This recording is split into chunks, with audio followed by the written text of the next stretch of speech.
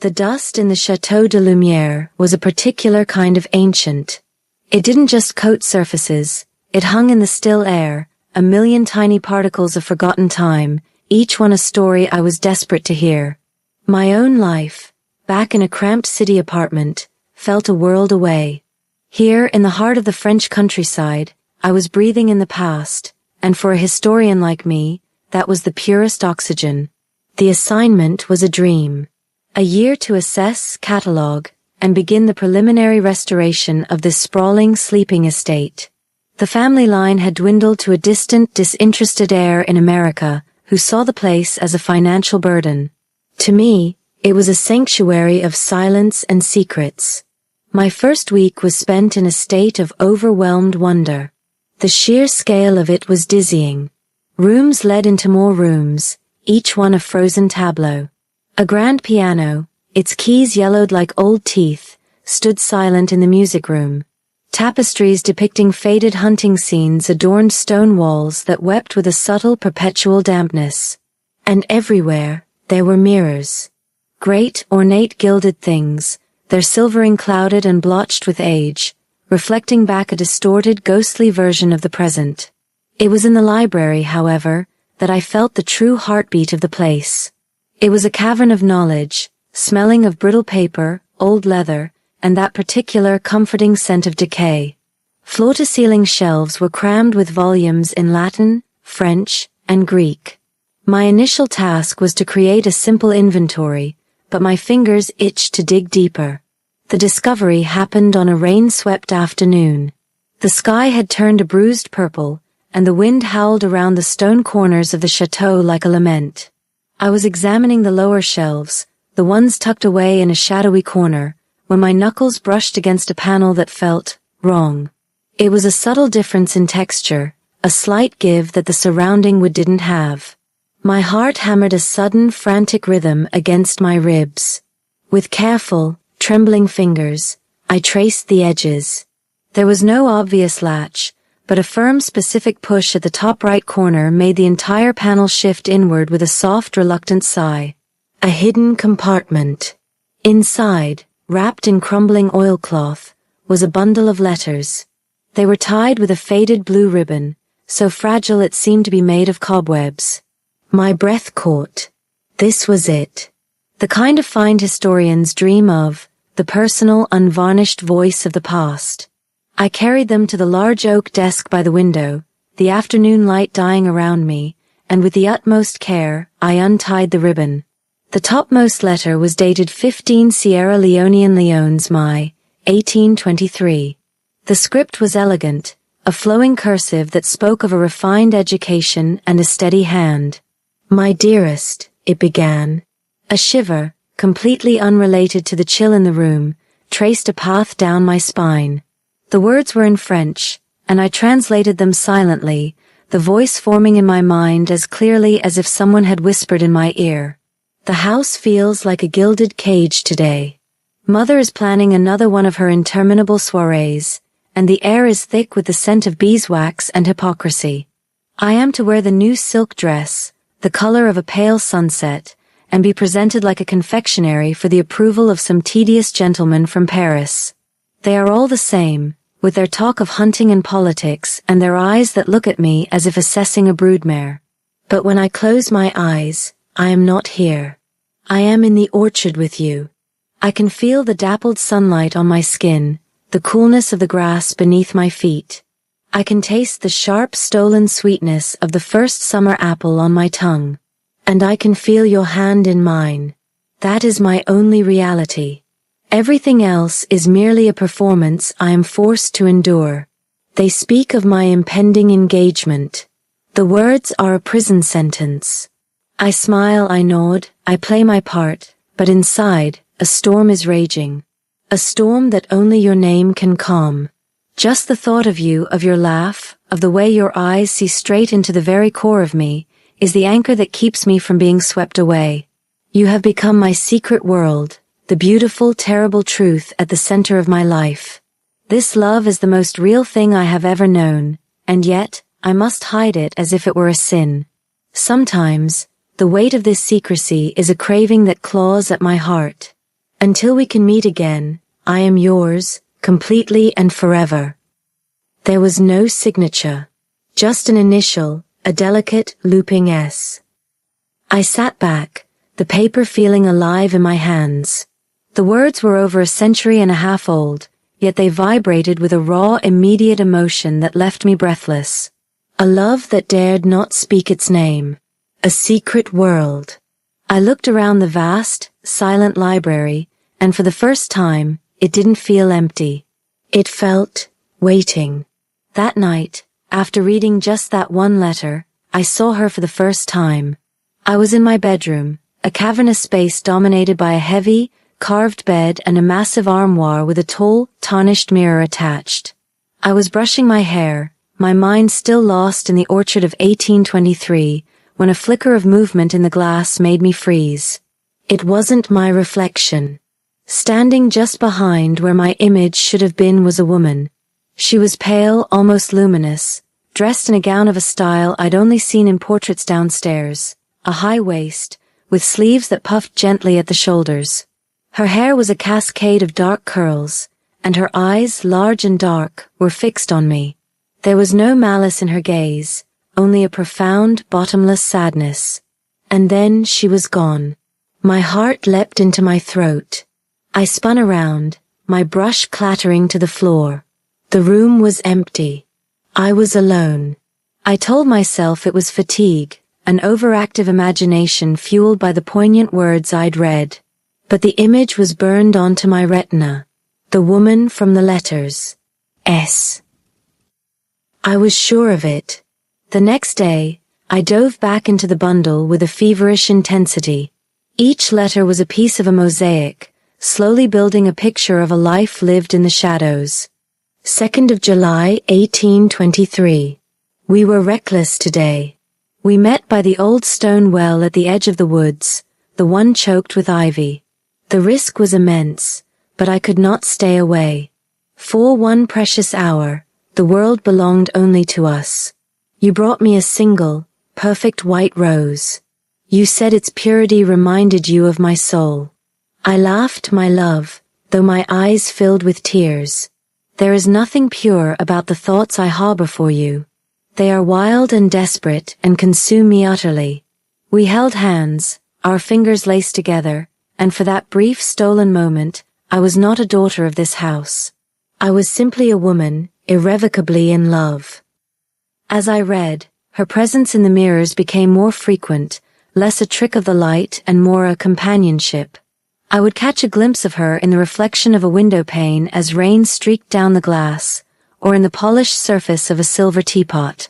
She was never there when I looked directly, always just at the edge of my vision, a silent witness to my discovery of her life. And then one evening she spoke. I was in the library, a single lamp pushing back the encroaching darkness. I was reading a particularly anguished letter, one that spoke of a formal offer of marriage being accepted by her family. The sadness in her words was almost tangible. They have sold me for a title and a tract of land. My heart feels like a stone in my chest. When I am with him, I am a ghost. I smile, I speak, but the real me is far away with you.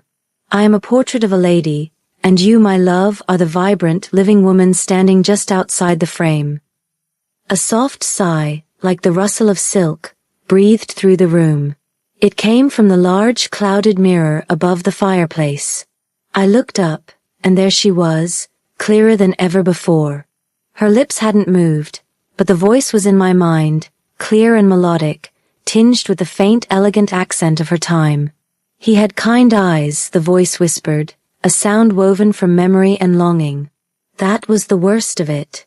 I could have borne a monster. But he was just a man, trapped in the same gilded cage as I.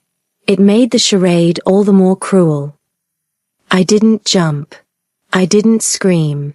A strange, deep calm had settled over me. What was his name? I asked the empty air, my own voice a hushed thing. A pause, then the whisper returned, laced with a sad amusement. It does not matter. His name is dust, just as mine should be. But hers Her name was the only prayer I ever truly meant. Tell me, I pleaded, my fingers resting gently on the fragile paper. Tell me about her. And so she did. Not all at once, but in fragments, in whispers that accompanied my reading. The story unfolded in two layers, the stark, beautiful agony of the letters, and the haunting, emotional commentary from the woman who had lived it. Her name, I learned, was Seraphine.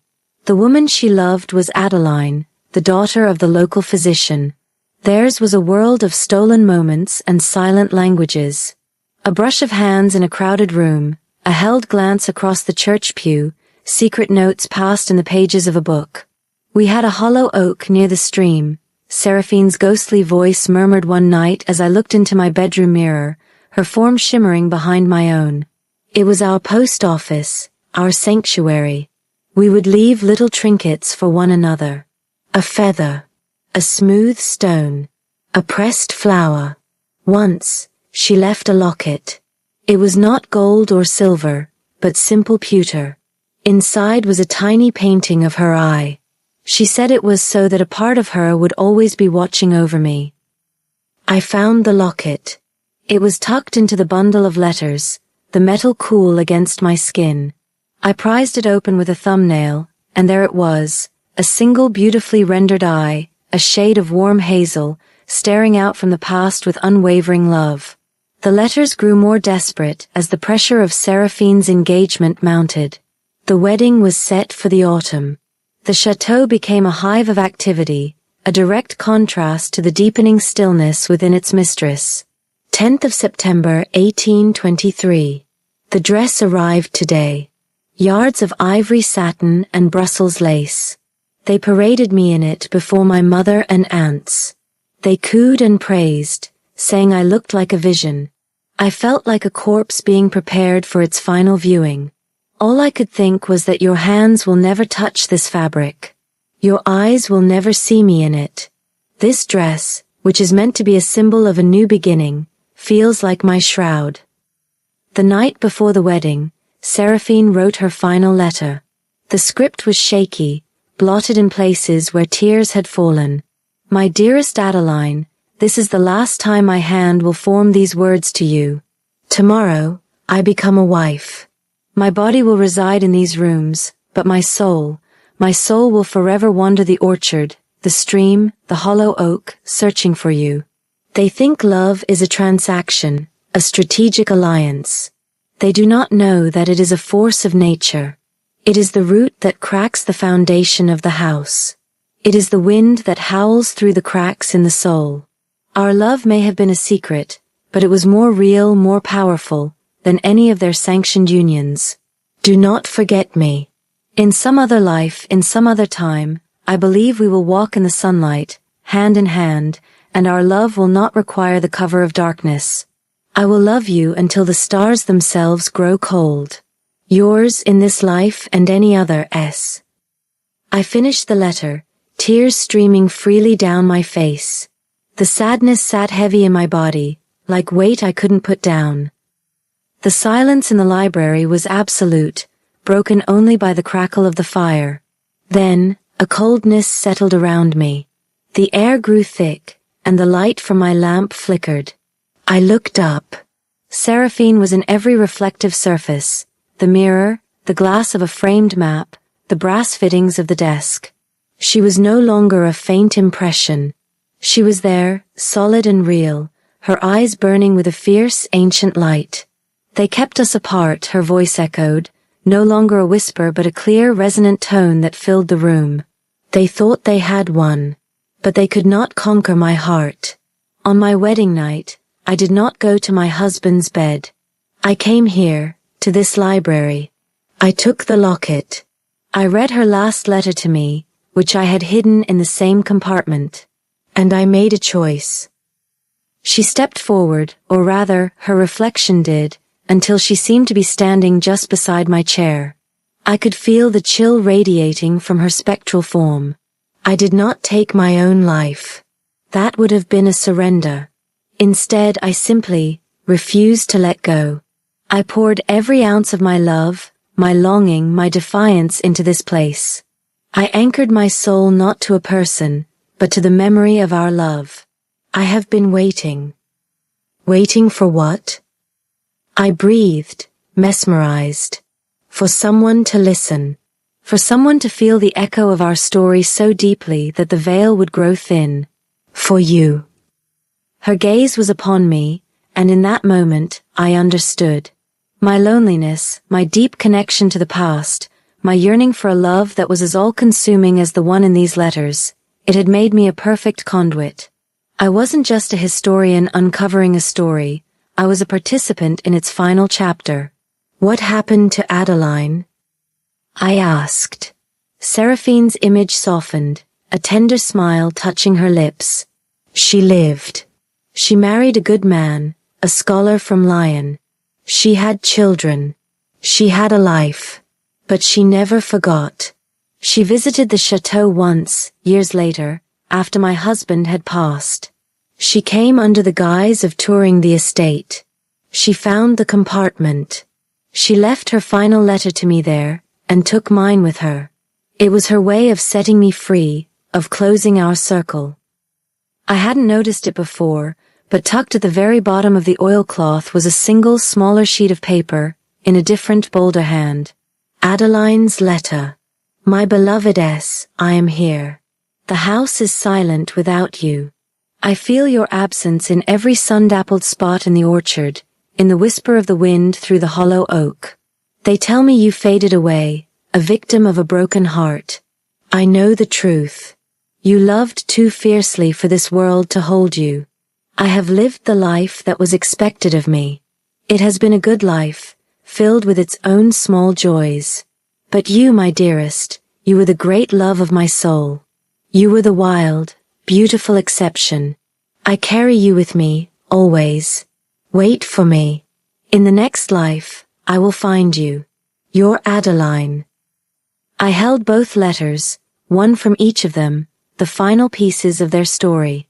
A sense of peace, profound and heartbreaking, settled over the room. The coldness began to recede. I looked at Seraphine in the mirror. Her form was beginning to fade, becoming translucent, merging with the soft light of the dawn that was just beginning to tint the windows. The story is told, she whispered, her voice fading like a distant song. The weight is lifted. Thank you for remembering us. Thank you for letting our love finally breathe. Will you be at peace now? I asked, my voice thick with emotion. Her smile was radiant, the sadness finally gone, replaced by a joy so pure it was almost painful to behold. We will both be at peace. Our love was not a tragedy. It was a victory. It outlasted empires. It defied time. Remember that. Do not be afraid to love with such a wild and fearless heart. And then she was gone. Not a flicker, not a fade, but a simple, gentle cessation. The mirror was just a mirror again, showing only my own tear-streaked face and the first rays of the morning sun painting the room in gold. I sat there for a long time, the letters clasped in my hands. The chateau was different. The silence was no longer heavy with waiting, but light, filled with a gentle acceptance. The dust motes danced in the sunbeams, not as particles of decay, but as glittering, joyful things. I had come to the Château de Lumière to restore a building. Instead, I had helped restore two lost souls to each other.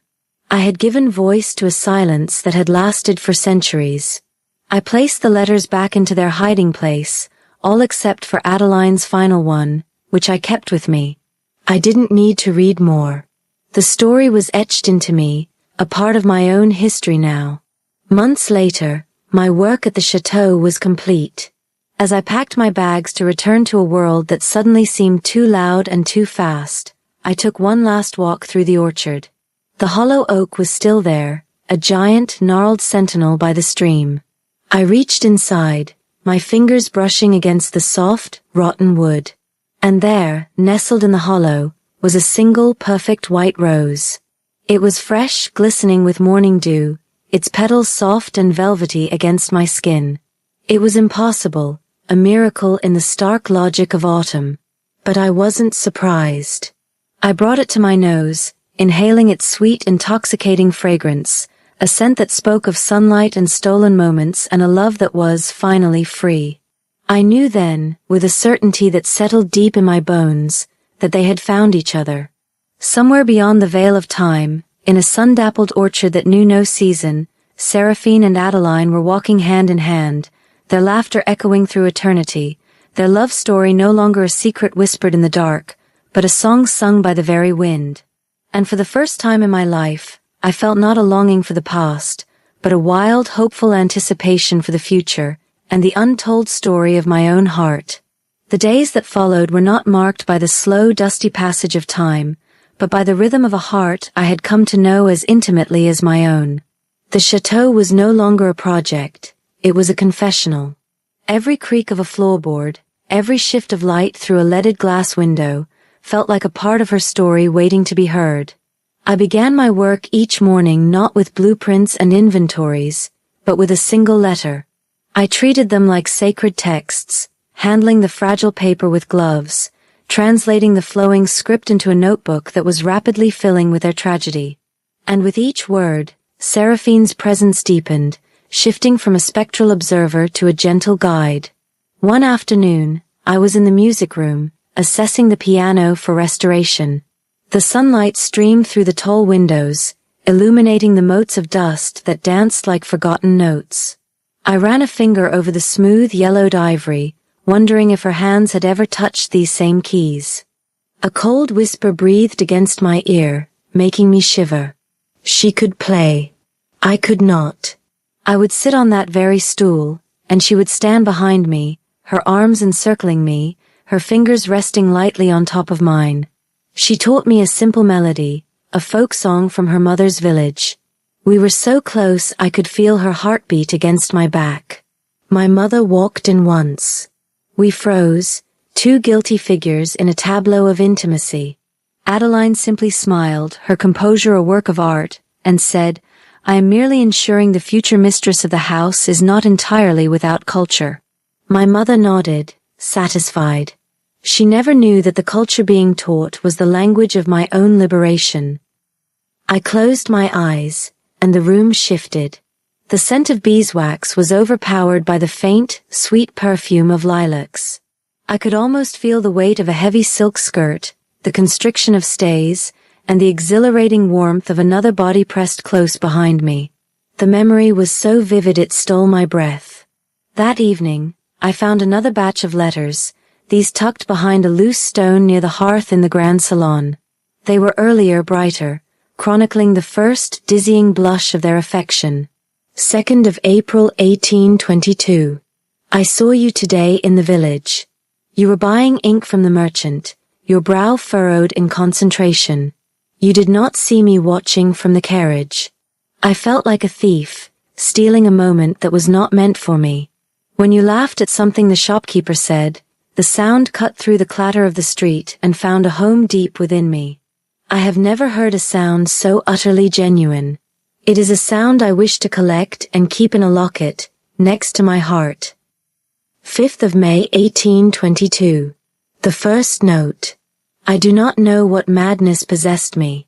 I slipped it into the book of poetry you had ordered from Paris. My hand shook so terribly I could barely form the words. I see you. That was all. 3 words that felt like a confession of a crime. I spent the entire day in a state of exquisite agony, wondering if you would find it, if you would be horrified, if you would tell your father. When your response came, a single sheet left with the baker's boy, the world tilted back onto its axis. And you. Seraphine's voice, when it came, was young and giddy with the memory. I read those 3 words until the paper grew soft and thin. I slept with it under my pillow.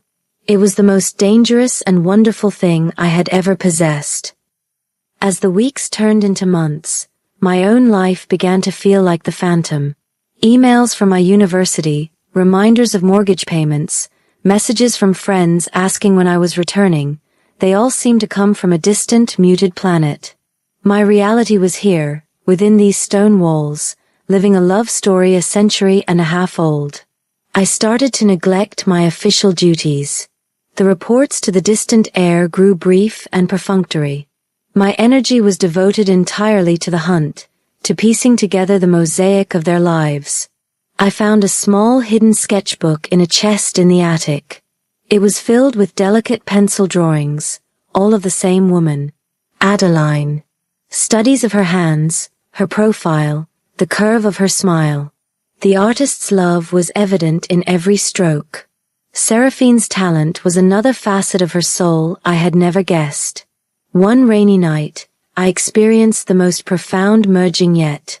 I was reading a letter describing a fight they had, a terrible, silent argument born of fear and frustration. 18th of August 1823. Why must you be so practical? Why must you speak of accepting our fate? This is not a fate to be accepted, it is a prison to be escaped. Your resignation feels like a betrayal more profound than any my family could ever devise. I would burn this house to the ground for you. I would walk into the wilderness with nothing but the clothes on my back. And you speak of finding happiness in stolen moments? I want more than crumbs from the table of life, Adeline. I want the entire feast, or I want nothing at all. As I read the angry, heartbroken words, a wave of heat flushed through me, followed by a crushing despair.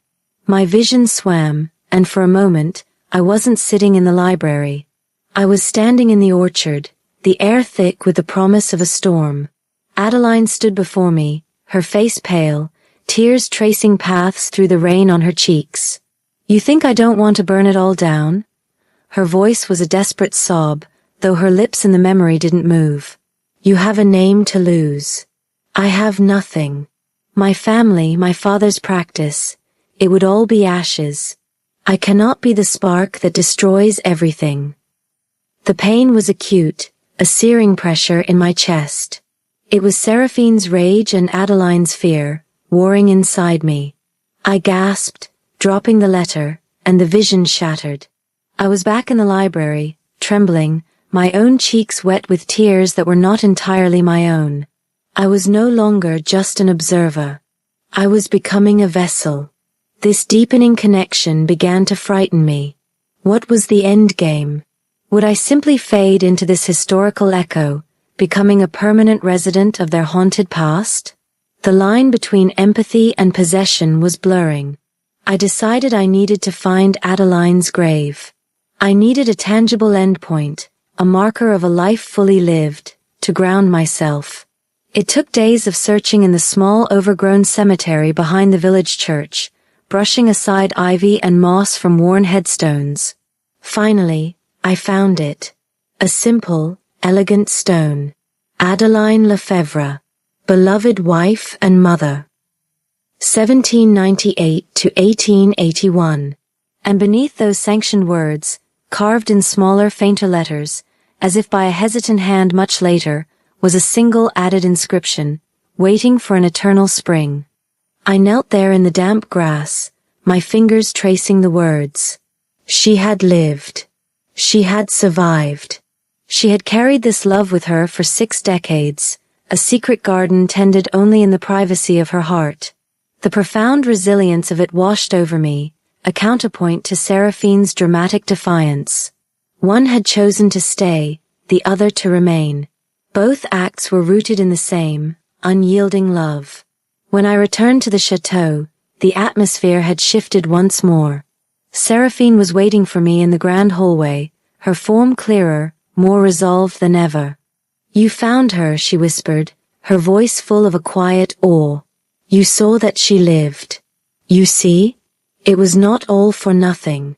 Our love did not destroy her. It fortified her. It's a different kind of courage, I said aloud, my voice echoing in the vast space.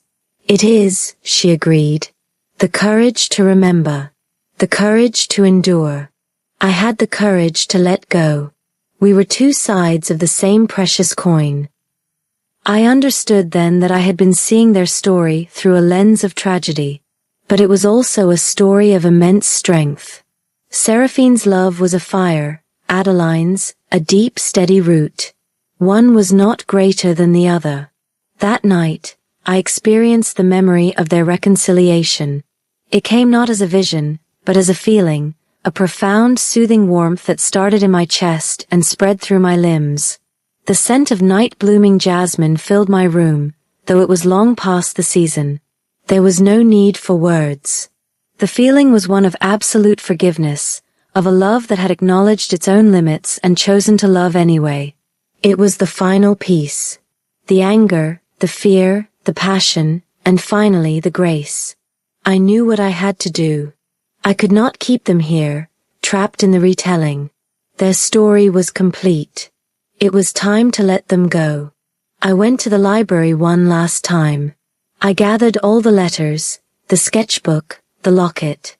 I did not return them to the hidden compartment. Instead, I brought them to the hearth in the grand salon where I had first felt Seraphine's youthful joy.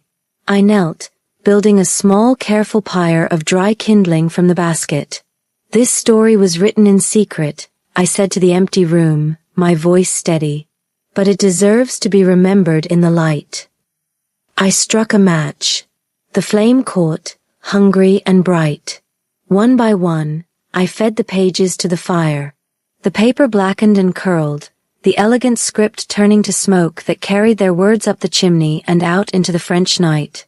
I did not see it as destruction, but as a release. I was setting their voices free, sending them out into the universe to find each other. As the last of Adeline's letter crumbled into embers, a profound silence fell. It was a different silence than before, not empty but full. A completed chord. I felt a hand, cool and weightless, rest on my shoulder. A sense of overwhelming gratitude, so powerful it brought fresh tears to my eyes, flooded through me. I didn't need to look in a mirror. I knew she was there, and I knew she was not alone. Another presence, warmer, steadier, stood with her. Then, the pressure lifted. The gratitude remained, hanging in the air like a blessing, but their presences were gone. Truly gone. The next morning, I began to write. Not a report for a disinterested heir, but a book. A testament. I wrote of a historian and a ghost, of two women who loved against the grain of their world, and of a love that proved stronger than time itself. I never saw Seraphine again. The mirrors showed only my own reflection, a woman who was no longer just a restorer of houses, but a keeper of a beautiful, fragile truth. My work at the chateau was finished. But my own story, I sensed with a thrilling, terrifying certainty, was just beginning. She had given me more than a history lesson, she had given me a blueprint for a courageous heart. And as I packed my bags to leave, I knew without a shadow of a doubt that I would no longer be content to live in the shadows of my own life. The silence that settled over the Château de Lumière after their departure was not an emptiness, but a sanctuary. The weight of centuries of yearning had lifted, leaving the air clear and light, like the first morning after a long storm. For a few days, I simply existed within that peace, wandering the rooms that now felt friendly, their secrets finally told. I finished my official report. It was dry, factual, and utterly silent on the matter of hidden letters and whispering mirrors. That truth was not for an heir in another country. It was for me, and for the book I had already begun to write. My return to the city was a jarring transition. The noise hit me like a wave after the tender hush of the countryside.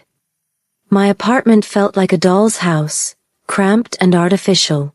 The emails, the deadlines, the constant hum of traffic, it all seemed so trivial, so frantic. I had lived inside a love story that defied time itself. How could I now concern myself with faculty meetings and publishing quotas? I was different.